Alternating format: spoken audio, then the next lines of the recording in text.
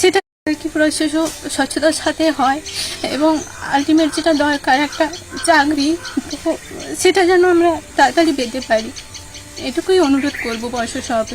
তো হাই আমার প্রিয় বন্ধুরা এবং প্রিয় ভাই বোনেরা, আজকে তোমাদেরকে আমাদের যে ওয়েস্ট বেঙ্গল টপার সেই দীপিকা রয়দির কিছু ইন্সপিরেশন কথা আমি শোনাবো আজকের ভিডিওর মাধ্যমে।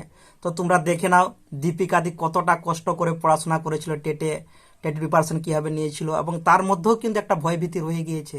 সেও চাইছে যেন এবারের রিকোয়ারমেন্ট, প্রাইমারি রিকোয়ারমেন্ট যেন স্বচ্ছতার সাথে হয় এবং যেন পুরো যাদের যোগ্যতা আছে তারাই যেন জব পায়। সেও কিন্তু আজ কেন্দ্র কেন্দ্র মানে কাঁদো কাঁদো গলায় বলিতেছে যেন একটা যেন মানে ফ্রেশ যেন রিকোয়ারমেন্ট হয়, সেও এক্সপেক্ট করছে পর্ষদের কাছ থেকে। আর আমরা চাইবো পর্ষদ যেন ইন ফিউচার তাদের এই রিকোয়ারমেন্টটা অ্যাটলিস্ট যেন পুরো ফ্রেশভাবে হয় এবং আমার গ্রাম বাংলার ভাই বোনেরা যেন কেউ যেন বঞ্চিত না হয়। ঠিক আছে, তো চলো ফ্রেন্ড দেখে নেওয়া যাক আমাদের দিদি দীপিকা দি কি বলছেন, তার ইন্টারভিউটা একবার দেখে নাও।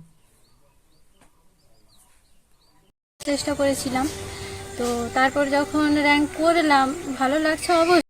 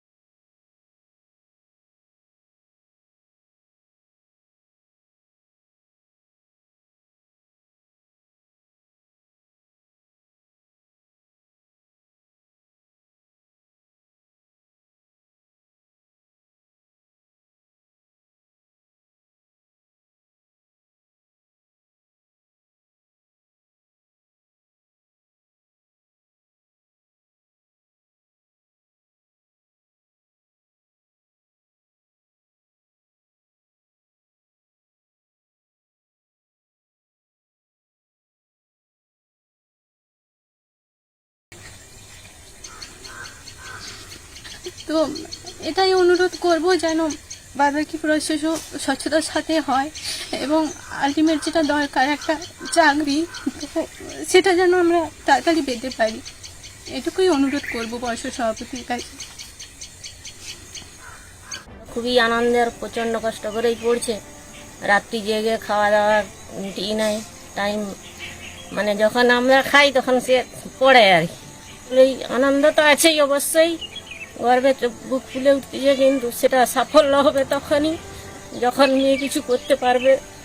এটার জন্য স্বচ্ছতার সঙ্গে যেন চাকরিটা পায়, এটাই বলতে চাই, আর কিছু বলার নেই আমার। তার নাম কাঞ্চন রানী রায়। আনন্দ তো হচ্ছেই ভালো জলের পর। তো এই ভিডিওর মাধ্যমে আমরা একটা জিনিস দেখতে পেলাম যে দীপিকা দীপ সেই 2017 থেকে ট্রাই করে যাচ্ছেন, তবে গিয়ে আজ 2022 সালে সে সেকেন্ড র্যাঙ্ক পেয়েছে, মানে আমাদের এই ডাব্লিউবি টেটে। মানে আবার দিদির কিন্তু দেখো এইচএস নাম্বারও কম আছে, বা মাধ্যমিক এবং এইচএস নাম্বার বলছে অনেকটা কম আছে আমার। ঠিক আছে, তাই বুঝতে পারছো তো, যদি ফ্রেশ রিকোয়ারমেন্ট না হয় কিন্তু সেকেন্ড হয়েও কিন্তু দিদির কিছু লাভ হবে না। কারণ কি বলতো, টেট মার্কস থেকে মাত্র 5 মার্কস নেওয়া হচ্ছে।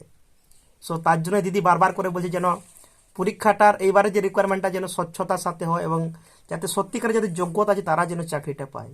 আর আমিও অ্যাকসেপ্ট করব এইবারের পর্ষদ থেকে যেন সত্যিকারের একটা ফ্রেশ রিকোয়ারমেন্ট হয় এই বছর অন্তত প্লিজ। কারণ অনেকটা কষ্ট করে আমার গ্রাম বাংলার ভাই বোনেরা বা আমার টাউনের যে ভাই বোনেরা আছে কষ্ট করে, মিডল ক্লাস ফ্যামিলির যে সময় ভাই বোনেরা কষ্ট করে যে আজকে যে টেট পাস করেছে, তার জন্য তার একটা মানে কি বলবো, তারটা যেন যথাযোগ্য সম্মান পায় এবং তাদের যোগ্যতা অনুযায়ী যাতে তারা চাকরি পায়, সেই আশাই রাখবো। আর অবশ্যই বন্ধুরা ভিডিওটা ভালো লাগলো অবশ্যই লাইক শেয়ার কমেন্ট করো আর সাপোর্ট করো সাবস্ক্রাইব করে। কিন্তু অলরেডি 2টো সাবস্ক্রাইবার আমার চলে গেছে ভাই, ঠিক আছে। মানে কি হলো দুঃখের বিষয়, আমি জানি না কেন চলে গেছে, হয়তো মমতাদির এই স্ট্রাগল লাইফের ভিডিওটা করার জন্য। বাট দেখো বন্ধুরা, আমি এজ এ টিচার আমি সবসময় পজিটিভ দিকটাই দেখাবো। এটা ওই পোস্টটা কোনো পলিটিক্যাল ছিল না, ঠিক আছে। আমি জাস্ট তার স্ট্রাগল লাইফটাই দেখালাম যে কতটা স্ট্রাগল করতে হচ্ছে, স্ট্রাগল করলে তুমি জীবনে ফল পাবে, ঠিক আছে। মমতা ব্যানার্জি তো আর এমনি এমনি মুখ্যমন্ত্রী হয়নি, তাই না? 1998-এ টিএমসি তৈরি করেছে, তার 2011 সালে সে মানে চিফ মিনিস্টার হচ্ছে, মানে বুঝতে পারছো অত বছরের স্ট্রাগল। আর আমরা আজ 2 বছর প্রিপারেশন নিতে না নিতেই হার মেনে নিচ্ছি। এটাই বলার ছিল আর কি, যে হার মেনো না জীবনে কখনো, লড়াইটা লড়ে যাও, জয় হবে একদিন আমাদের। অল দ্য বেস্ট, ভালো থেকো।